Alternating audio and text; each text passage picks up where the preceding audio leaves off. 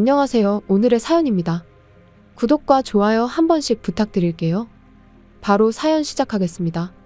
할머니, 당시 6살이었던 손녀 주영이는 울면서 제 옷자락을 잡아당겼어요. 그때 우리는 이미 세상을 떠난 딸의 병실에 있었어요.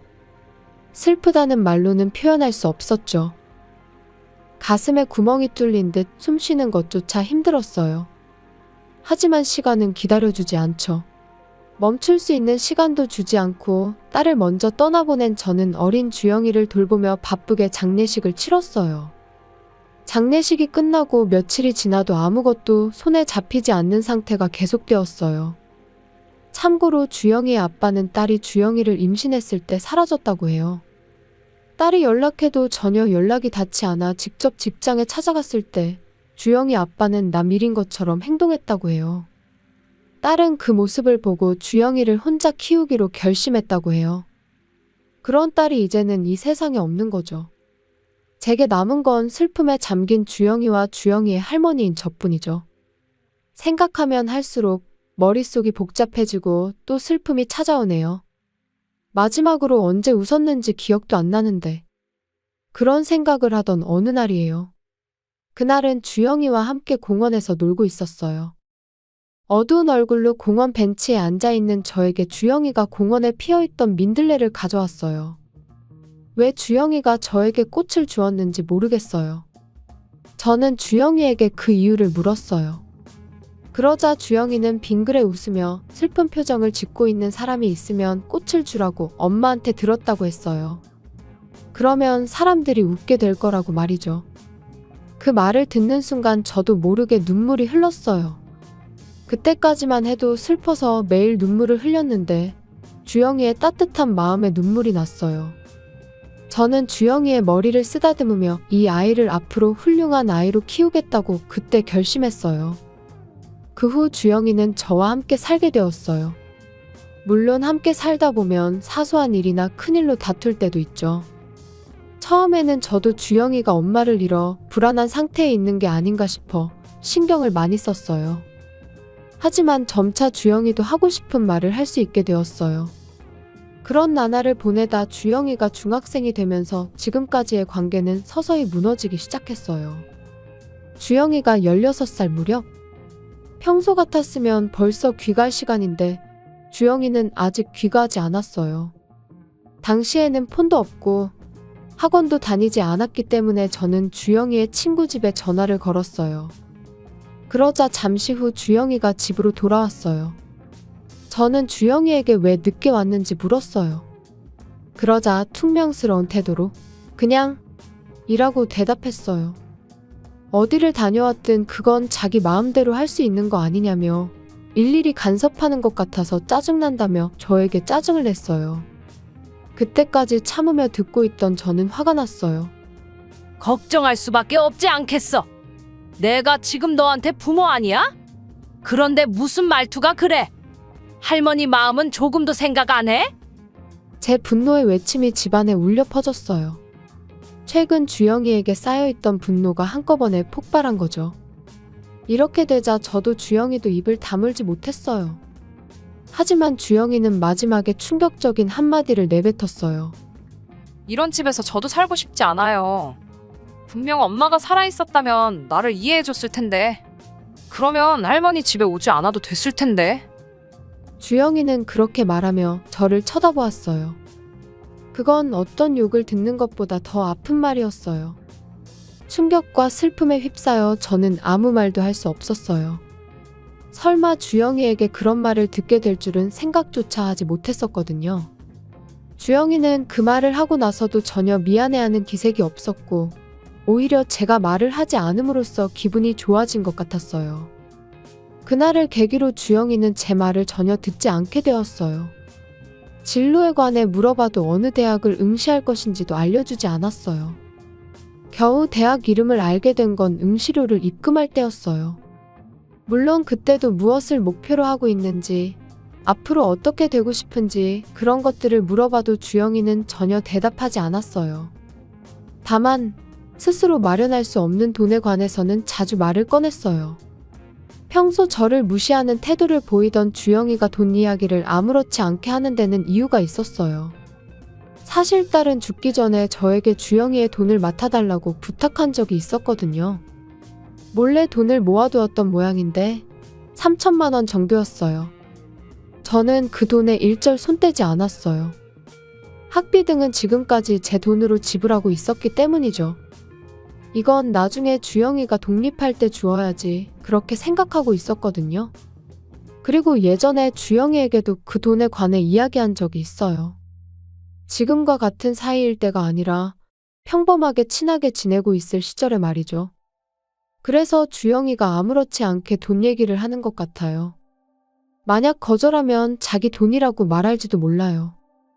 그렇게 제대로 된 소통을 전혀 하지 못한 채 주영이는 고등학교를 졸업했어요. 대학에 합격하자마자 서울에서 혼자 살겠다고 했어요. 시골에서 살았으니 그렇게 생각하는 건 당연했어요.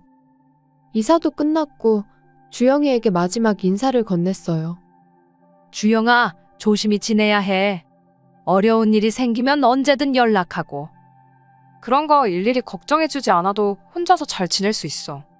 할머니한테 의지하지 않을 거야. 그 말을 마지막으로 주영이는 자리를 떠났어요. 주영이는 마지막까지 저를 보지 않았어요. 그렇게 14년 동안 돌봐준 셈인데 그때부터 현재까지 연락이 거의 닿지 않네요. 지금 어디서 무엇을 하고 있을까? 일단 취직은 했다고 하는데 어떤 일을 하는지는 알 수 없어요. 원래는 화를 내면서라도 물어봐야겠지만 더 이상 멀어지는 게 싫어서 저는 아무것도 물어볼 수 없었어요. 그러던 어느 날 갑자기 주영이에게서 연락이 왔어요. 2주 뒤 주말에 집에 오겠다는 거였죠. 자세한 내용은 말하지 않았지만 뭔가 중요한 이야기가 있는 것 같았어요. 그리고 당일이 돼서 저는 오랜만에 오는 주영이를 위해 좋아하던 음식을 만들어 놓고 기다렸어요. 약속한 시간에 주영이가 왔어요. 짐을 찾으러 온 적은 종종 있었지만 최근 3년 정도는 만나지 않았기 때문에 예전보다 더 어른스러워진 것 같았어요. 주영아, 오랜만이야. 그동안 잘 지냈어? 그때 동시에 낯선 남자도 나타났어요. 그러자 그 남자는 자기소개를 하기 시작했어요. 안녕하세요, 주영이 할머니. 저는 현재 주영이와 사귀고 있는 유태섭이라고 합니다. 오늘은 주영이와 결혼 인사드리러 왔어요. 하나도 예상치 못한 전개에 저는 머리가 하얗게 변했어요. 지금까지 거의 소식이 끊겼던 주영이에게 약혼자가 있을 줄은 꿈에도 몰랐거든요. 생각해보니 주영이도 이제 결혼 정년기가 되긴 했어요. 당장 결혼해도 이상하지 않은 나이지만 그래도 한마디 상의도 없이 결혼을 한다는 건 도저히 납득이 안 갔어요. 사실 저와 주영이는 교제한 지 올해로 2년째예요. 그 과정에서 성장 배경도 알게 되었고 무엇보다도 할머니의 이야기도 들었어요. 무례하게 들릴지 모르겠지만 관계가 좋지 않다고 들었어요. 그런 것까지 말했나 싶어서 저는 주영이가 조금 원망스러웠어요. 저는 할머니께서 꼭 결혼식에 참석해 주셨으면 좋겠어요. 정말요? 저는 기쁘지만 저는 그렇게 말하면서 주영이를 바라보았어요. 주영이가 싫어할지도 모른다고 생각했기 때문이에요. 하지만 놀랍게도 주영이는 저에게 무릎 꿇고 사과했어요. 할머니, 정말 미안해요. 제가 잘못했어요. 제가 정말 나빴어요. 그동안 정말 죄송해요. 그건 주영이에게 처음으로 사과를 받은 순간이었어요. 주영이도 계속 자기가 잘못했다고 생각했던 것 같아요. 하지만 좀처럼 솔직하지 못해서 나쁘게 행동한 걸 후회하고 있었어요. 확실히 주영이에게 이런 말을 들은 건 처음이었어요. 분명 정말 반성하고 있는 것 같았어요. 그렇다고 바로 사이좋게 지내라는 건 아니에요. 천천히 예전처럼 관계를 회복하면 좋을 것 같아요. 그리고 결혼식에는 꼭 참석해 주시면 좋겠어요. 그냥 주영이와 할머니께서 화해할 수 있는 자리를 일단 결혼식으로 하면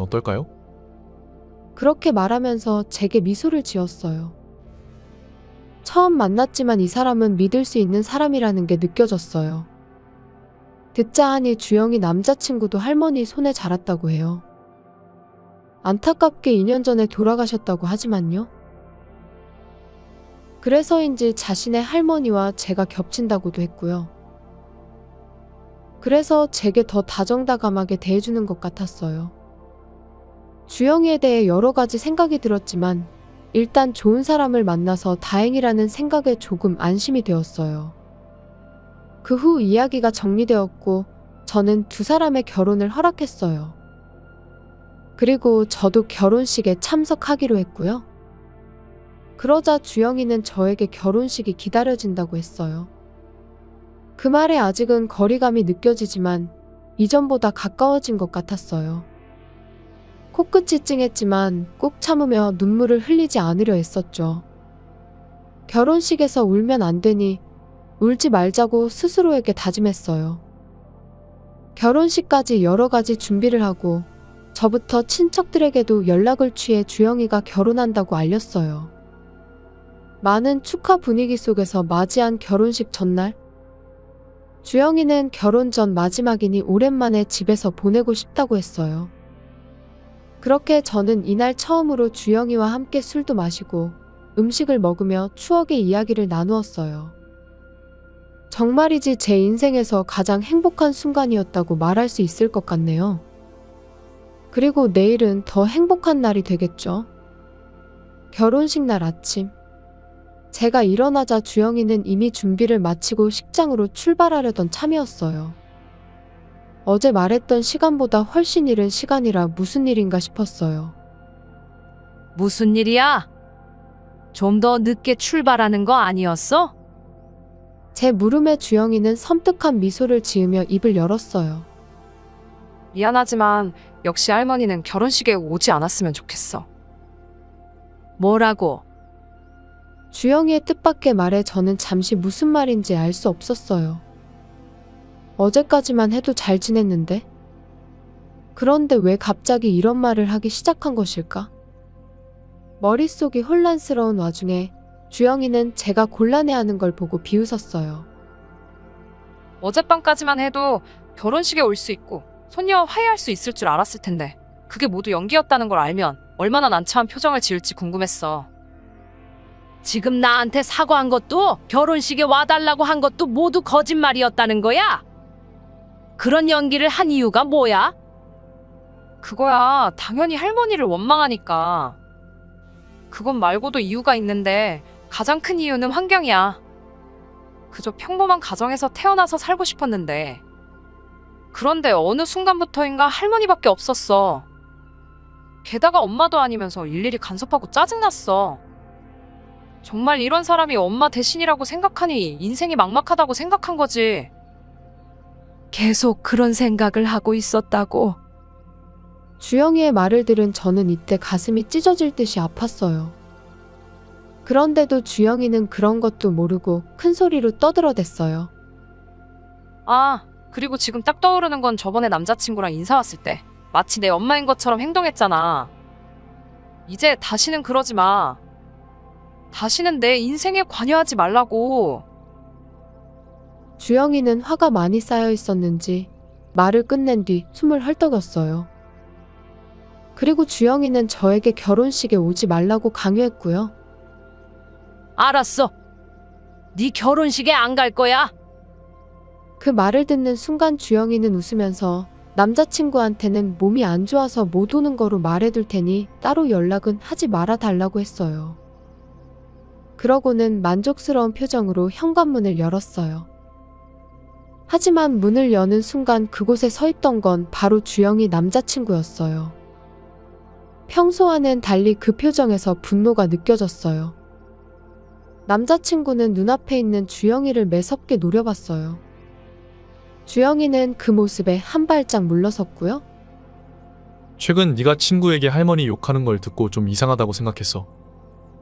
그래서 어제 여기서 자고 싶다고 하길래 혹시나 하고 생각했는데 도대체 무슨 생각인 거야?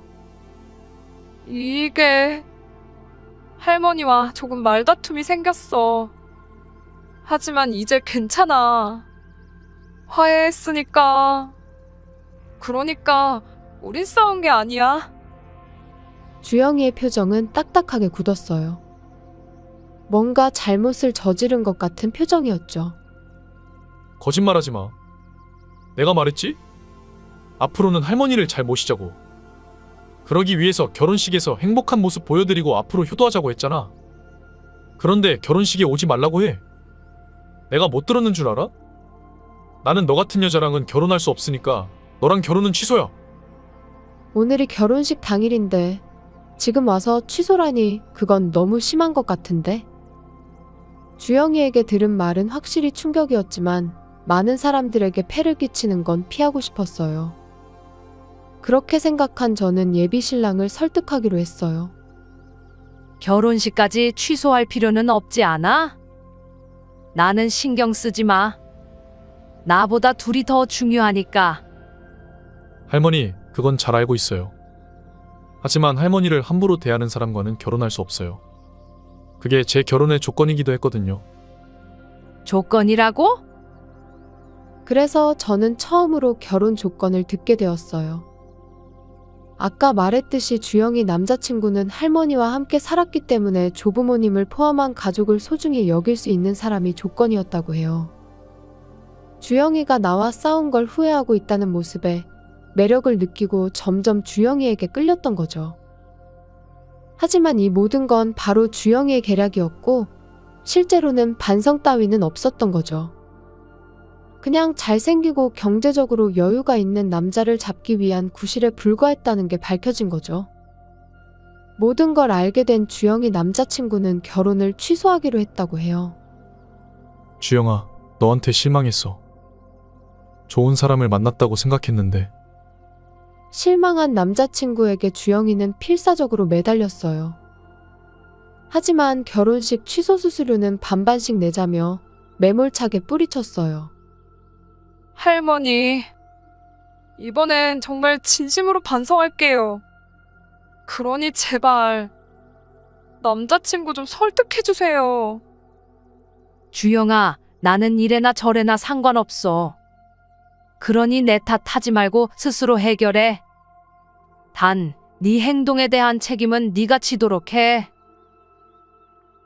이렇게 이번 사건은 막을 내렸어요. 주영이의 결혼은 파혼났어요. 아무리 주영이의 언행이 심했다고는 하지만 조금 심했었나 하는 미안함은 조금 있어요. 그리고 주영이는 식장 취소 수수료가 너무 많이 나와 경제적으로 어렵다고 하네요. 지금은 밤에도 일하며 쉴 틈도 없이 돈 갚느라 바쁘다고 해요. 저는 그 이후 다시 평범한 일상으로 돌아갔고 주영이를 잊기 위해 십자수도 배우기 시작했어요. 십자수 할 때면 모든 근심 걱정을 떨쳐버릴 수 있거든요. 앞으로 남은 인생은 저를 위해서 살아보려고 합니다. 시청해주셔서 감사합니다. 그럼 다음 영상에서 다시 뵙겠습니다. 안녕하세요. 오늘의 사연입니다. 구독과 좋아요 한 번씩 부탁드릴게요. 바로 사연 시작하겠습니다. 제 이름은 장보이고 30대입니다. 3살 연상의 남편과 5살 된 딸과 셋이 살고 있어요. 제 친정집은 지방에 있어서 명절 때만 고향에 내려가곤 해요. 게다가 저는 외동딸이고 형제자매가 없어서 친척이 별로 없어요. 반면 남편은 누나와 여동생이 있어요. 시댁은 우리 집에서 가까운 거리에 살고 있어서 만나는 빈도가 매우 높아요. 특히 시어머니와 신우는 저를 친딸, 친언니처럼 대해줘서 함께 맛집 가기도 하고 쇼핑하러 가기도 해요. 시어머니의 나이는 60대인데 일하셔서 그런지 젊고 센스도 좋으세요. 그래서 대화를 하는 게 매우 즐거워요. 언젠가는 제가 입은 옷이 마음에 든다며 똑같은 옷을 사서 입어도 괜찮냐고 하시는데 그러시면서 제 옷도 함께 사주시는 센스까지 보여주세요. 저도 이렇게 예쁘게 늙어가고 싶다는 생각이 들게 하세요. 전업주부인 형님은 자녀가 3명이에요. 육아 상담도 해주고 안 입는 아이 옷이나 안 쓰는 장난감 등을 가져다 주기도 하는 등 정말 든든한 존재예요. 항상 제게 어려운 일이 있으면 언제든 말해달라고 하시는데 이 두 사람이 있어서 저는 이 시댁에 잘 적응할 수 있었다고 생각해요. 다만 시댁 식구 중 시아버지와 아가씨는 저와 교류가 별로 없어요. 시아버지는 일만 하셔서 집에 있는 시간이 적고 만날 기회도 거의 없어요. 아가씨는 독신으로 시댁에 살고 있지만 자주 외출해서 집에 없는 경우가 많아 거의 만나지 못해요. 형님도 자신의 여동생이지만 도통 무슨 생각으로 사는 건지 옛날부터 잘 모르겠다고 말할 정도이니 쉽게 친해지기 어려울 것 같아요. 하지만 인연을 맺었으니 언젠가는 사이좋게 지낼 수 있었으면 좋겠다는 생각을 했어요. 하지만 시아버지와 아가씨와의 사이는 나아지기는커녕 악화되는 방향으로 진행됐어요. 시아버지는 정년퇴직 시기가 돼서 퇴직하셨어요. 일만 하시던 시아버지가 앞으로 무얼 하실지 궁금했는데 아마도 시어머니의 곁을 떠나지 않을 것 같았어요. 곁을 떠나지 않는다는 게 무슨 말이냐면 시어머니를 항상 자신의 감시하에 두겠다는 말이에요. 아침에도 시어머니와 같은 시간에 일어나 아침을 준비하는 걸 지켜보고 청소나 빨래 등도 일일이 시어머니를 따라다니며 지켜본다고 했어요. 특별히 간섭하는 건 아니지만 계속 따라다니니까 집안일 하기 힘들다고 했어요.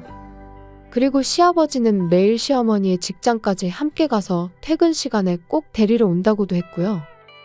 시어머니에게는 퇴근길에 잠깐 카페에 들리는 게 기분 전환의 한 방법이었는데 시아버지가 데리러 오니까 그런 여유도 가질 수 없었다고 해요. 시어머니가 시아버지의 감시에서 벗어날 수 있는 시간은 일하러 갈 때뿐이라는 참으로 갑갑한 일상이 되어버린 거죠. 시어머니는 시아버지에게 어디 놀러라도 좀 다니라고 은근슬쩍 시아버지를 혼자 어딘가로 보내려고 했지만 시아버지의 대답은 노였어요. 딱히 혼자 가고 싶은 곳이 없다며 거절하신 거죠. 저와 형님은 그 상황을 듣고 어떻게든 시어머니를 시아버지에게서 떼어놓을 수 없을까 고민했어요. 우선 시어머니만 점심에 초대했는데 약속 장소에 시아버지도 함께 오셨어요. 여자끼리의 모임이었는데 시아버지가 계시니 하고 싶은 이야기 반도 하지 못한 채 점심을 마쳤어요. 식사를 마치자마자 바로 돌아가는 시부모님. 그 뒷모습을 보면서 형님과 어떻게든 시어머니를 자유롭게 해주고 싶다는 생각이 들었어요. 시어머니가 출근하지 않는 날이 시어머니에게 가장 힘든 날이 된 거죠. 시아버지는 시어머니를 감시하고 있지만 특별히 외출은 하지 않는 것 같았어요. 형님이 시아버지에게 시어머니도 자유시간이 필요하다고 항의했는데 시아버지가 이렇게 말했어요. 자유시간? 나는 엄마의 시간을 뺏는 게 아니라 그냥 따라다니는 것뿐이야. 그게 뭐 어때서 그래? 엄마의 자유는 어떻게 하죠? 여자들끼리의 식사 모임까지 따라다니는 건 정말 이해할 수 없는데 말이에요. 엄마는 퇴근길에 카페에서 여유롭게 시간 보내는 걸 좋아하시는데 그마저도 못하게 하시는 건 엄마를 괴롭히는 거나 마찬가지라고요. 이건 나랑 엄마의 문제야. 너는 아무 상관없는 일이니까 끼지 말고 있어. 시아버지는 그렇게 말하고는 자기 방으로 돌아갔다고 해요. 시아버지의 스토커 같은 행동, 어떻게 하면 해결할 수 있을까? 시아버지가 시어머니를 따라다니기 시작한 지 3개월이 지났어요. 그리고 최근 들어 시어머니의 건강이 나빠지는 것 같았어요. 시어머니는 그동안 감기 한 번 걸리지 않으시는 분이셨거든요. 그런데 시어머니를 만나러 가면 왠지 모르게 기운이 없어 보였어요. 게다가 안색도 매우 안 좋아 보였어요. 어머님, 몸이 안 좋으시면 제가 집안일 도와드릴게요. 라고 말했는데 시어머니가 대답하기도 전에 시아버지가 며느라, 이 집의 집안일은 이 사람이 하기로 돼 있어. 우리 집의 규칙을 잘 모르나 본데 며느리가 도와줄 수 있는 건 아무것도 없어. 잘 모르면서 도와주겠다고 함부로 말하지 마. 우리가 도와주러 오는 것조차 거부하셨어요. 시어머니는 그런 모습을 보고 며느라, 나는 괜찮으니까 걱정하지 마. 건강은 내 장점이야. 아직 건강은 이상 없어. 라고 말했지만 시어머니의 얼굴은 좋아 보이지 않았어요. 시어머니의 건강이 걱정돼서 시간 내서 시댁에 자주 찾아뵙고 했어요.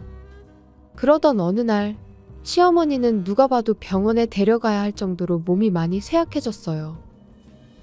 대화도 할 수 없을 정도로 시어머니는 고통스러운 표정으로 얕은 호흡을 반복했어요. 이건 당장 병원에 가야 한다고 생각했고 저는 즉시 구급차를 불렀어요. 10분 정도 후에 구급차가 도착했어요. 그런데 시아버지가 구급대원들을 돌려보내려고 하는 거예요. 우리 집에는 아픈 사람이 없다며 빨리 돌아가라고 구급대원들을 다그치는 거죠. 저는 시아버지가 도대체 왜 이러는 거지? 이렇게 고통스러워하는 시어머니가 있는데 저는 시아버지를 무시하고 구급대원들에게 시어머니를 이송해달라고 부탁했어요. 시아버지는 끝까지 병원은 무슨 병원이냐며 소리를 치셔서 제가 구급차에 동승했어요. 병원에 도착하자마자 남편에게 연락했어요. 남편은 형님과 아가씨에게 연락을 했고요. 형님은 곧장 병원으로 오겠다고 했다는데 아가씨는 연락이 되지 않는다고 했어요. 구급차에 실려갔다는 메시지를 봤으면 연락 한 통이라도 하는 게 정상이라고 생각하는데 말이죠. 제가 아가씨에 대해 이상하게 느끼고 있을 때 남편과 형님이 병원에 도착했어요. 시어머니는 곧장 수술실로 들어갔어요. 셋이서 기약 없이 수술실 앞을 기다렸는데 수술실 문이 열리고 담당 의사가 나오더니 시어머니가 수술 중에 안타깝게 돌아가셨다는 이야기를 했어요. 우리는 너무 놀랐어요. 그때 시아버지와 아가씨가 나타났어요. 남편이 왜 이렇게 늦었냐며 엄마가 방금 죽었다고 울부짖었는데 아가씨는 자기 엄마가 죽은 것에 대해 무덤덤해 보였어요. 어머, 그랬구나. 건강 자랑을 그렇게 하더니만. 저는 아가씨 말에 화가 치밀어 올랐어요. 제가 입을 열려고 하는 순간 형님이 먼저 엄마가 죽었다는데 그게 할 말이냐며 그런 태도로 있을 거면 당장 돌아가라고 분노 섞인 말을 내뱉었어요. 아가씨는 알겠어. 가라니까 갈게. 이런 분위기 속에 나도 계속 있기 싫어. 라고 말하고 돌아갔어요. 시아버지는 이렇게 될 줄 알았는지 돌아가는 아가씨를 따라 함께 사라졌어요. 남은 우리는 다시는 저 사람들과 엮이지 말자고 다 같이 고개를 끄덕였어요. 장례식은 많은 사람들의 배웅을 받으며 무사히 끝났어요. 시아버지와 아가씨가 조문객을 맞이할 때는 뭔가 매우 불쾌했어요. 얼마 후 시어머니의 유품을 정리하기 시작했어요. 추억의 물건이 많아 유품 정리가 좀처럼 진행되지 않았어요. 그러던 중 시어머니가 쓰시던 화장대 안쪽에서 일기장을 발견했어요. 안 좋은 생각이 들면서도 호기심에 일기를 읽어봤어요. 처음엔 아직 시아버지가 은퇴하기 전 저와 형님과 함께 나갔던 추억이 즐거운 어조로 적혀 있었어요.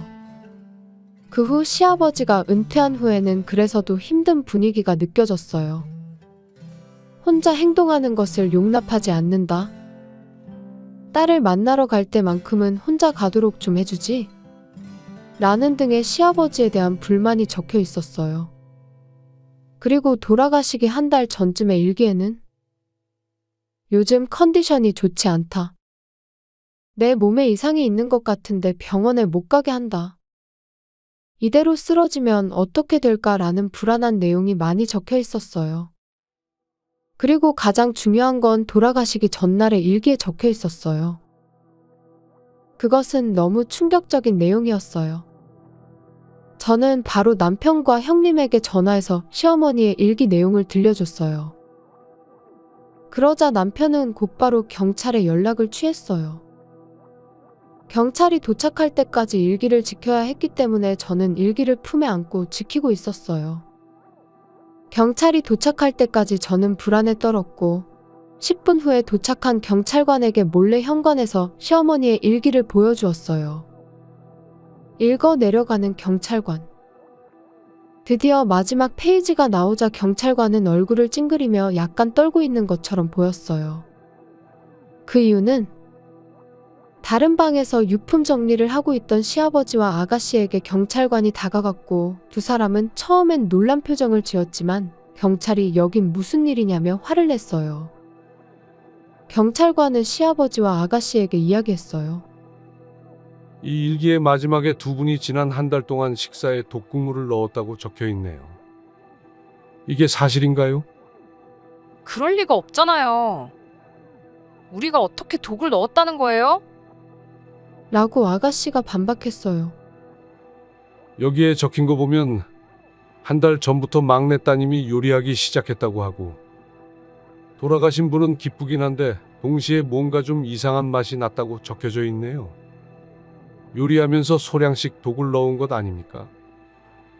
시아버지와 아가씨는 입을 다물었어요. 그러자 형님이 어떻게 엄마에게 독이 든 음식을 먹일 수 있냐며 들키지 않을 줄 알았냐고 다그쳤어요. 그리고 그때 여러 명과 함께 온 경찰관 중 한 명이 마당에서 농약을 발견한 거예요. 독약이 이거일지도 모르겠다며 보여준 거죠. 그러자 시아버지와 아가씨가 당황한 표정을 지었어요. 증거인멸이라는 말을 모르는 건지 너무 쉽게 증거물을 발견하게 된 거죠. 수상한 모습의 낌새를 알아차린 경찰들은 두 사람을 바로 경찰서로 데려갔어요. 가급적이면 직접 시어머니를 죽인 이유를 듣고 싶었지만 그건 나중에 들어야 했어요. 시아버지와 아가씨가 연행되자 시댁은 갑자기 조용해졌어요. 저 두 사람이 솔직하게 범행을 인정할까? 약간의 걱정은 있었지만 사망 사고인이 분명 제대로 수사할 거예요. 그리고 정말 시어머니를 죽인 게 맞다면 그에 맞는 천벌을 꼭 받게 해야죠. 다음 날 시아버지와 아가씨가 범행을 인정했다는 연락을 경찰로부터 받았어요. 그리고 궁금한 범행 동기에 대해 먼저 시아버지부터 이야기했어요. 시아버지는 시어머니가 좋아하는 사람이 있어서 자신과 이혼을 준비하고 있다고 생각했대요. 그래서 시어머니의 모든 행동을 간섭하고 혼자만의 시간을 주지 않은 거죠. 이 이야기를 듣고 궁금했던 건 시아버지가 누구한테 이런 이야기를 들은 건가였어요. 적어도 저나 남편이나 형님은 이런 말을 한 적이 단 한 번도 없었거든요. 분명 시어머니는 시아버지 말고는 좋아하는 사람이 없었어요. 이건 정말 확실했어요. 나도 나중에 정년퇴직하게 되면 남편이랑 둘이서 여행 다니고 싶어. 그동안 못했던 것들도 둘이서 함께 해보고 싶어. 라고 수줍게 말씀하시던 모습이 아직 선명하게 기억나거든요. 이런 시어머니를 의심하다니. 그리고 아가씨의 동기는 바로 돈 때문이었어요. 아가씨는 벌이가 그렇게 많지 않았는데도 유흥에 빠져 있었나 봐요. 빚도 생겼고 그 빚을 갚지 못해 악순환되고 있었던 거죠. 그래서 시어머니에게 도와달라고 했지만 온갖 욕을 먹고 거절당했다고 해요. 그렇다면 차라리 유산이라도 빨리 받아야겠다는 무서운 생각을 하게 된 거죠. 하지만 혼자서는 할 수 없다고 생각해서 시아버지를 이용하는 방법을 생각해낸 거예요.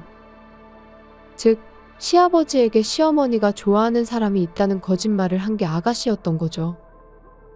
시아버지는 또 그 거짓말에 순순히 속아 넘어간 거고요. 결국 모든 원흉은 아가씨였던 게 밝혀졌어요.